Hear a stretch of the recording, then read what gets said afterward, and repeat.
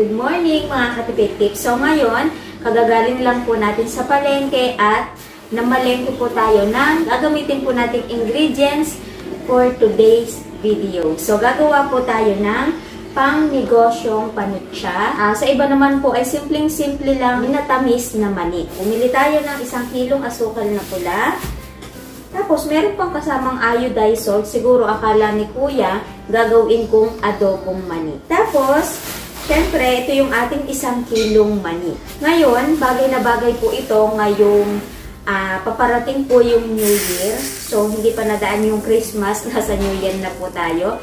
Diba, alam naman po natin, kapag New Year, swerte po sa atin yung bilog. So, yung panutsa po natin, bilog po yun. So, bagay na bagay. Kaya kung naghahanap po kayo ng extra income or naghahanap pa kayo ng idadagdag na pagkakakitaan, so itry nyo po yung gagawin po natin panutsa. Okay? So, huwag na natin patagalin pa, mag-start na po tayo. Una, isangag po muna natin ang 1 kilo ng mani sa alalay na apoy po lamang. So, hahaluin lamang po natin ito hanggang sa lumabas po yung aroma ng mani. Estimate 5 to 8 minutes sa tuloy-tuloy po na halo para hindi po masunog.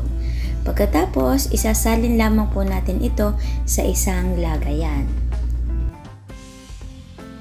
Sa same na kawali, ngayon magkakaramelize naman po tayo ng ating brown sugar.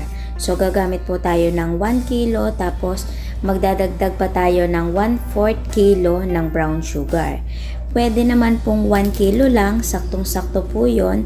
Pero halimbawa kung gagawin natin extra income, pwede po tayong magdagdag ng 1/4 kilo para mas marami po yung magawa po natin.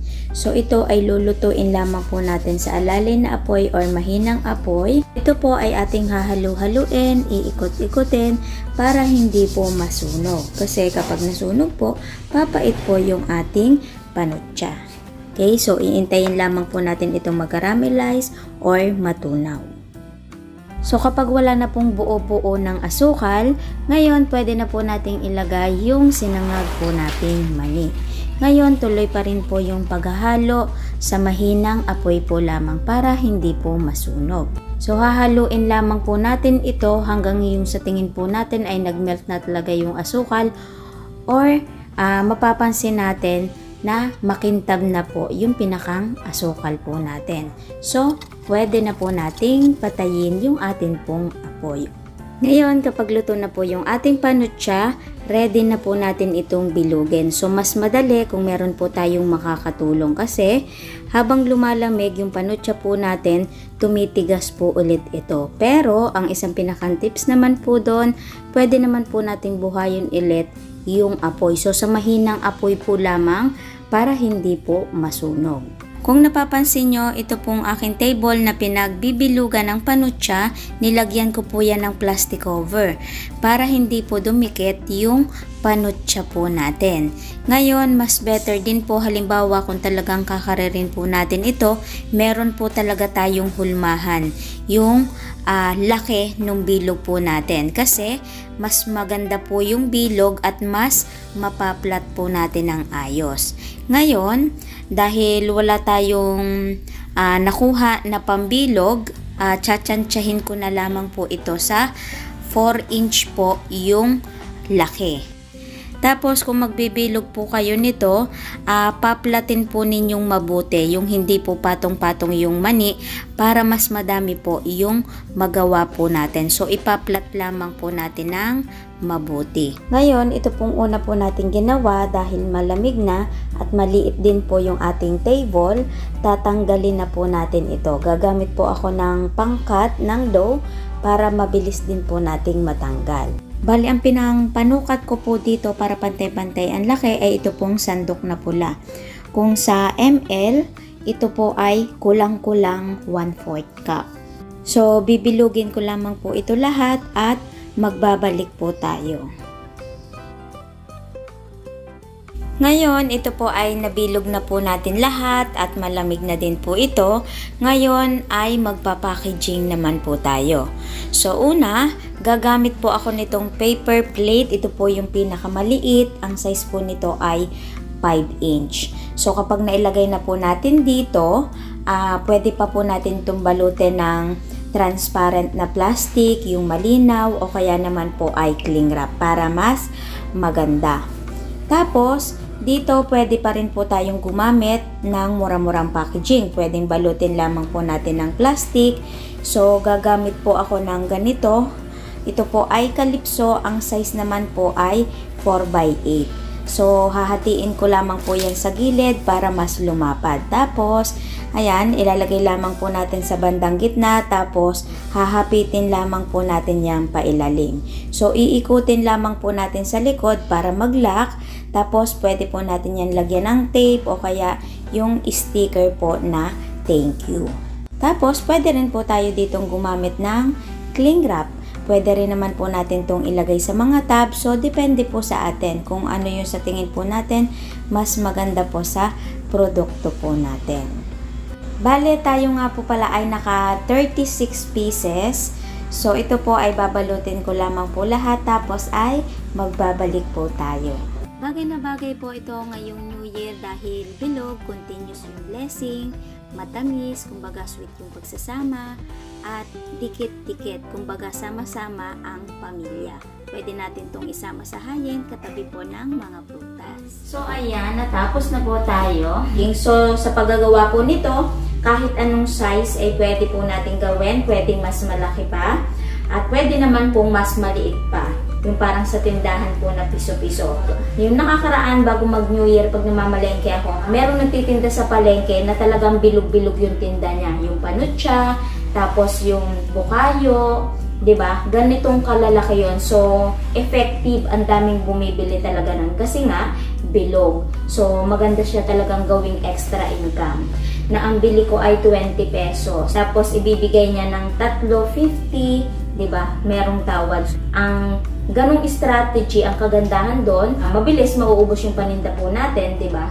Tapos mabilis agad babalik yung pinakampuhunan at saka yung tubo. Pero mamaya may costing tayo para malaman po natin kung magkano po yung puhunan po natin dito. So ngayon, dahil okay na tayo dito, titikman na po natin. So although alam ko na yung lasa nito at kanina pa akong paulit-ulit ng tikim nito kasi kada yung nagagawa kayo may mga labis-labis, so kinakain ko yun. Pakita ko sa inyo ng malapitan. Okay, diba? So, ayan talaga yung gusto ko sa panutsa. Yung makikita mo talaga yung kintab. Hitsura pa lang, diba? Parang ang lutong-lutong na. Ngayon, biakin natin. Baka hitsura lang, tapos hindi naman pala. Okay? So, pag biniak natin yan, wow! Kita nyo ba yun? Okay? Ang bango. Amoy na amoy mo yung mani nung hinati na po natin. Okay? Ayan o, ang bango-bango niya.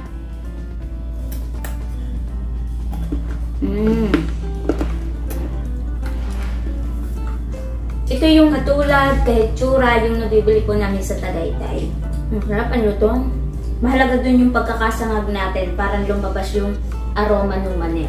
Lutong ng mani, ang lutong ng pinakang asukal na tinunaw natin. So, lasang-lasa talaga nung nasa Tagaytay. So, lahat kami dito sa bahay, paborito namin ito. Meron kami dito sa lugar namin, sa Kanlubang dadaan, may shortcut na Patagaytay. So, kapag may free time kami, dumadaan kami doon para lang bumili ng panutsa. So, sa pagkakaluto po natin ngayon, na-achieve natin yung pagkakaluto ng mga Tagaytay. Tingin ko palasa naman siya. At ng mga taga Batangas. Kasi madami po talaga nagagawa nito sa Batangas. Okay? Tapos sa paggagawa nito, mas mabilis kung meron po tayong katulong. Okay? Sa paggagawa. So ngayong New Year, bagay na bagay po natin itong gawing extra income. Sigurado, kikita po tayo. So ngayon, syempre, kung gagawin natin extra income, dapat may costing. Kaya ngayon, mag-costing na po tayo para magka-idea po tayo magkano po ang puhunan po kada isang ganito. Okay? Mamaya ko na ito ubusin. Ang sarap. Lalo na yung panganay ko, paborito to. Mabe-very good na naman ako nito. Ng mga chikiting ko. So, yung costing na gagawin po natin, ito, dito po yung sa lugar namin ha. Magko-costing pa rin po kayo na sa inyo. Kasi, iba't iba naman po tayo ng lugar. Tulad po sa amin, ang mani po na 1 kilo ay 100 pesos. So, sa ibang lugar, pwedeng mas mahal pa at pwedeng mas mura. So, magkakaiba po yung pinaka-presyo po natin. Basta dito, yung idea kung paano po natin siya i-costing. Okay? So, sa 1 kilo po ng mani, 100 pesos. Tapos, yung asukal po natin, 1 kilo at 1/4 yung inilagay po natin. Bale, yung 1 kilo po ay 70 pesos. Kaya, pag pinalas po natin yung 1/4 na asukal pa, magiging 87.50. Pero, sabihin na po natin na 88 pesos. Kaya, ang total po ay 188 pesos. Pero, magpa-plus pa po tayo doon ng other expenses po natin. May amos pa yata ako.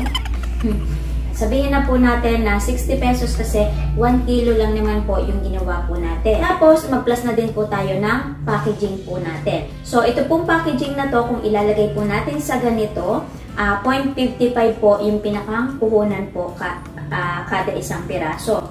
So, kung lalagyan pa po natin ng plastic, so mas mura po yun. So, sabihin na lamang po natin na piso yung pinakang puhunan po natin sa pinakang packaging po natin bawat isang piraso.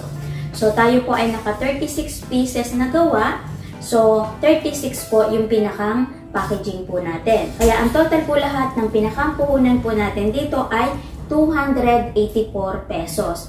Ngayon, i-divide po natin sa 36 pieces na nagawa po natin. At ang kalalabasan po nun ay 7.11 po ang puhunan po kada isang panutsa na ginawa po natin. Ngayon, yung pagbebenta pa rin po nito, depende pa rin po sa atin.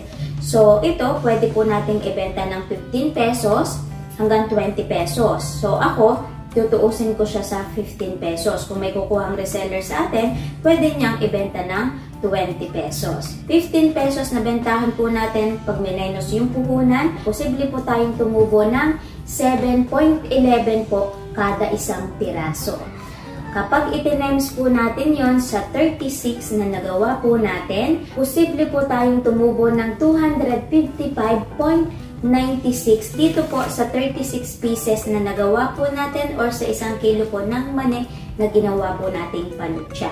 So, diba, yung malaki na po yung posible po nating tubuin kasi 1 kilo lang naman po yung pinag-uusapan po natin. So, halimbawa, kung maka 2 kilo, 3 kilo, 4 na kilo, mas malaki pa po yung posible po nating tubuin. Basta, magtsatsaga lamang po tayo. Okay? So, sana, bago po ulit nagtapos yung video po natin, ay meron po ulit akong naidagdag na negosyo idea po sa inyo. Okay? So, kita-kits na lang po ulit sa mga next video po natin. Okay? Bye!